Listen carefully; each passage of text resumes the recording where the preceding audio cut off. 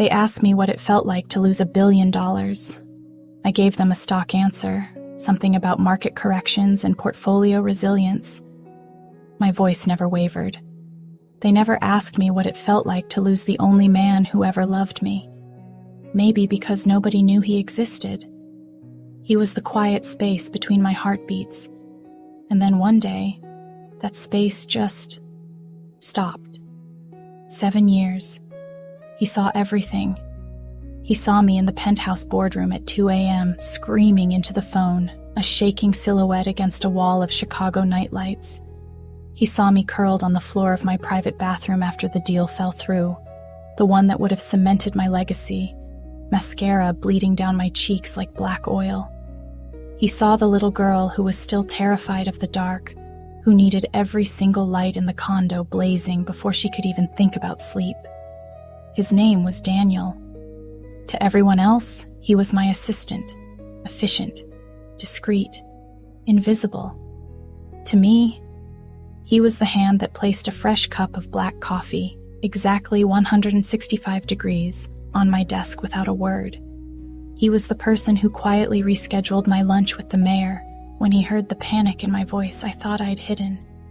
He was the one who knew, without being told, that the scent of cigar smoke sent me right back to my father's study, to the sound of disappointment so thick it choked the air. And I never saw him. Not really. I dated titans. Men with last names that opened doors and private jets that blurred continents. A tech mogul who talked about disruption over $1,000 dinners. A hedge fund manager who gifted me a literal island for my birthday. They were impressive. They were mirrors, reflecting back a version of myself I wanted to be. Untouchable, powerful, complete. They never stayed. The island is still in the Caribbean, by the way. Empty. Daniel stayed. He stayed through the storms I created. He stayed when I threw a report across the room and pages fluttered around him like wounded birds. He stayed when I was cruel, dismissing him with a flick of my wrist because his calm presence felt, on my worst days, like a quiet judgment. "You're paid to be here," I told him once, my voice sharp as broken glass. He just looked at me. His eyes were this impossible shade of hazel, like lake water in the fall. He didn't say anything. He just nodded, and the shame that flooded me was so hot and sudden I had to turn away. The collapse wasn't dramatic. It was a quiet shutting down. My body, after years of my mind's tyranny, simply raised a white flag. One moment I was reviewing a skyscraper's blueprints, the lines blurring. The next, the world tipped sideways, and the cold marble of my office floor was the last thing I felt. I woke up to the steady, mechanical beep of a heart monitor. The light was sterile, white, leaching all color from the world. My mouth tasted like stale cotton and regret. And there he was, Daniel, in a chair too small for him, pulled close to the bedside. His suit jacket was draped over the back, his sleeves rolled up. He was reading something on his phone, the pale light etching tired lines around his eyes. He'd been here all night. I knew it with a certainty that hurt. My voice, when it came, was a dry rustle. "Why are you still here?" He didn't jump. He just turned his head, those lake water eyes finding mine. He looked at me, not at Madeline Ross, the fortress, the empire, but at the woman in the hospital gown, tethered to machines. He said it so softly the beeping monitor almost swallowed it. "Because someone should choose you when you stop being powerful." The air left the room. It was the most devastating thing anyone had ever said to me.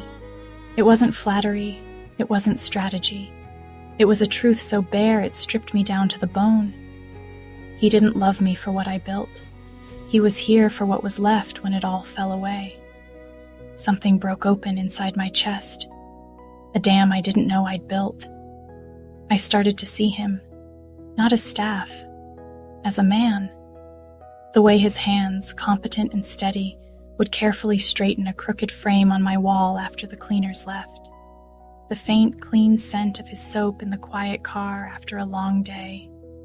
The patient way he explained technology to me, never making me feel old, just human. The small smile that only ever seemed to appear when he thought no one was looking. He was my constant, my true north, my home. And I, in my arrogance, believed he would always be there, that this love, which asked for nothing, was infinite. I began to rely on it, to bask in its quiet warmth, still chasing the loud, dazzling flames that always burned out. I was learning to see him, but I hadn't yet learned to choose him. The day it ended started like any other. Sunlight streamed into my newly redecorated office. I'd just closed a deal that made the front page of the journal. I felt invincible.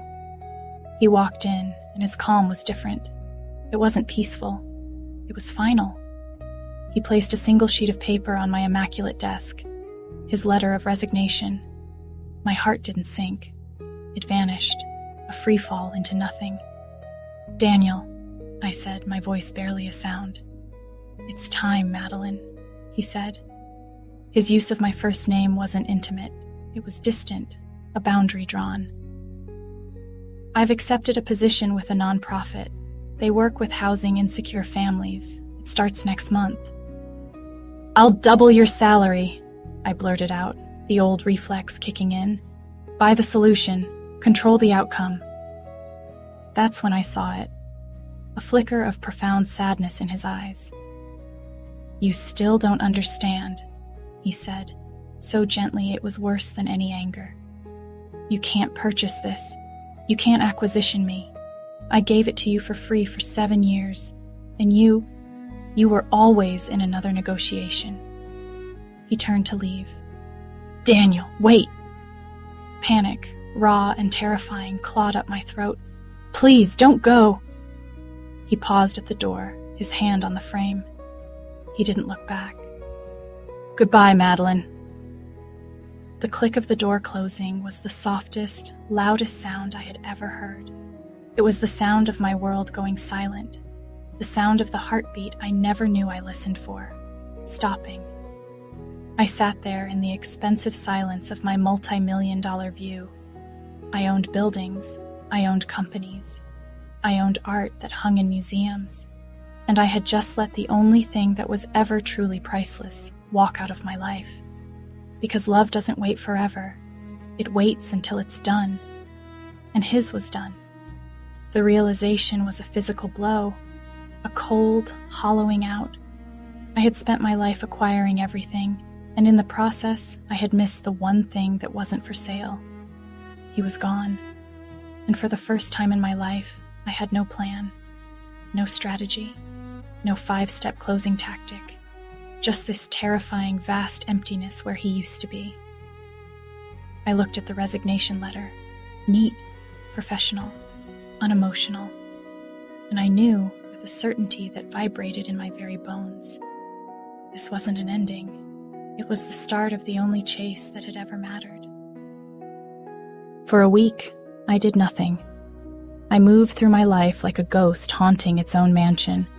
I fired 2 assistants because they didn't make the coffee right. The silence in my condo became a living thing, pressing in on me. I realized Daniel didn't just do things for me. He held the space around me. He made the world make sense. Without him, the machinery of my life began to grind, loud and off-kilter. I sat in the dark one night, the city lights my only company, and I let myself remember. Not the big moments, but the small ones. The ones I'd stolen from him without a thought. The time I had the flu, raging fever, and he showed up at my door with homemade chicken soup and a worn copy of my favorite childhood book. He read to me until I fell asleep. I thanked him with a bonus, transferred electronically. The way, after my father's funeral, he'd simply driven. Not to my office, not home.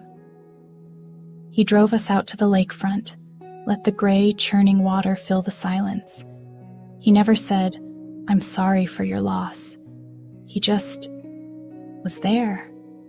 And I'd stared straight ahead, talking about stock implications.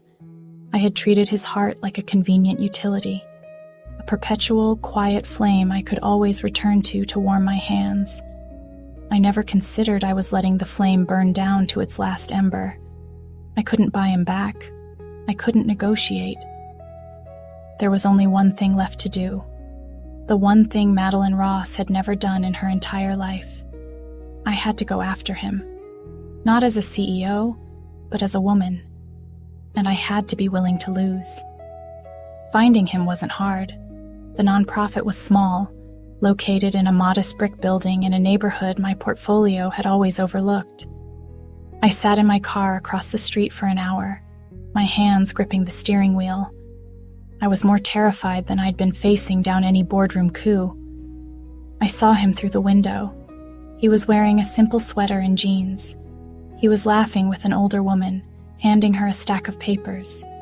His smile was easy, unburdened.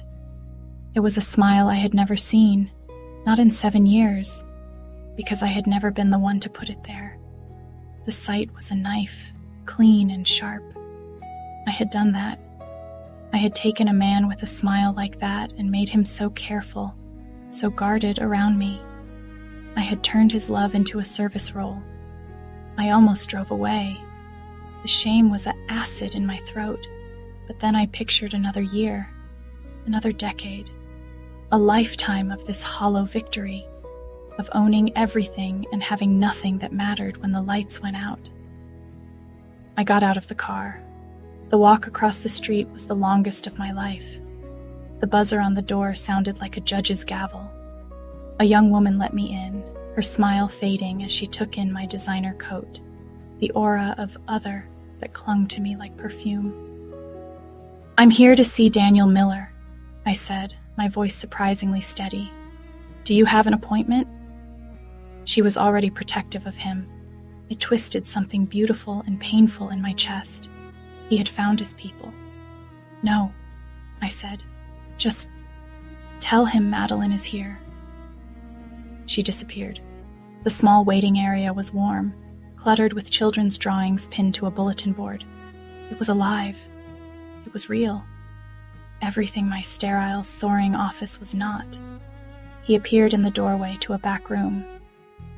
The ease was gone. His posture was straight, his face a careful, neutral mask. The office face, the one he'd worn for me. "Madeline." "Hi." The word was pathetic. "Is there something you need? A file I forgot to transition?" Professional. Distant. "Can we talk? Outside?" I sounded desperate. I was. He studied me for a long moment, then gave a single short nod. He grabbed his coat, a simple parka, not the tailored wool one I'd given him as a Christmas bonus. We stood on the sidewalk, the Chicago wind cutting between us. He didn't speak. He just waited. I had rehearsed a speech about realization, about regret, about the empty architecture of my life. It all vanished. "I was wrong," I said. The wind snatched the words, but he heard them. I was so deeply, arrogantly wrong. He didn't soften. He just watched me, his eyes guarded. "I thought the world was a series of transactions," I continued, the truth tumbling out raw and unpolished. "You give something, you get something." I gave money, orders, occasional brittle praise, and I got your loyalty. I thought that was the deal. My voice broke. "I never understood you were giving me love, and I was giving you a salary." A muscle ticked in his jaw. He looked away, down the street. "I don't expect anything, Daniel. I know I forfeited my right to expect anything from you the day I let you walk out that door." I took a shaky breath. "I'm not here to offer you a job. I'm not here to buy your forgiveness. I'm just here to say, I see you now, finally, and the man I see is the best man I have ever known." Tears, hot and humiliating, spilled over. I didn't wipe them away. Let him see it. Let him see the collapse. You were my home, I whispered, and I was too busy building skyscrapers to ever come inside. He was silent for so long I thought the wind had carried my words away forever. When he finally spoke, his voice was low, thick with an emotion I couldn't name. Why now, Madeline? Because I finally understand the cost, I said, my chest aching. I added it up. Everything I own, it's worthless. It's just drywall and numbers. You were the only real thing, and I treated you like a fixture. He turned his lake-water eyes back to me. The professional mask was gone. In its place was just a profound, weary sadness. I loved you for 7 years, not because I had to, because I saw the woman under the armor, the one who was scared, the one who wanted to be chosen for herself. And I waited, hoping one day you'd look up and see me standing there. He shook his head, a small, broken motion. You only saw me when I wasn't there anymore. It was the truth. It was the cruel, beautiful, undeniable truth. I know, I said, the tears coming freely now, and I will live with that regret for the rest of my life. I had to tell you. You deserve to know that you were seen, even if it's too late. I took a step back, the finality of it a physical coldness. The job you're doing here, it's good, it's important. I'm glad you found it. I turned to go, to leave him to his new, better life. This was the consequence. This was the price of my blindness. I would pay it. Madeline, his voice stopped me. I turned, hope a dangerous, fragile bird in my chest. He wasn't smiling, but the harshness in his eyes had softened into something else, something like grief, and maybe, just maybe, a distant cousin of hope. It's not a skyscraper, he said slowly. It's not a merger. It's not something you can close in a quarter. He took a step toward me, closing the distance the wind had carved. If we were ever to be anything, it would be a foundation, poured by hand. Slow. It would get messy. It would mean showing up when you're not powerful. It would mean me not being on your payroll. It would mean you choosing me every single day when there's nothing in it for you but my heart. He searched my face. Could you do that? Could you just be a person with me? I looked at him, at this good, patient, steady man who had loved me in my ruins. I thought of all the things I knew how to be: a strategist, a closer, a force of nature. I didn't know how to be what he was asking. It was the hardest, most terrifying proposition I had ever heard. But for him, I would learn. My hand, trembling, reached out, not to take, but to offer, an open palm, resting in the cold air between us. I don't know how, I said, the admission leaving me defenseless, but I want to learn. Teach me? He looked at my hand. He looked at my face, streaked with tears and hope and every shattered pretense. And then slowly, his hand met mine. His fingers were warm. They laced through mine, not a deal being struck, but a bridge being built. Over 7 years of silence, over a chasm of my own making. He didn't pull me into an embrace. He didn't promise me anything. He just held my hand, there on a cracked sidewalk, in a neighborhood I never noticed, as the world moved around us. It wasn't an ending. It was a single, fragile beginning. And for the first time in my life, I owned something that was truly, completely, and utterly priceless.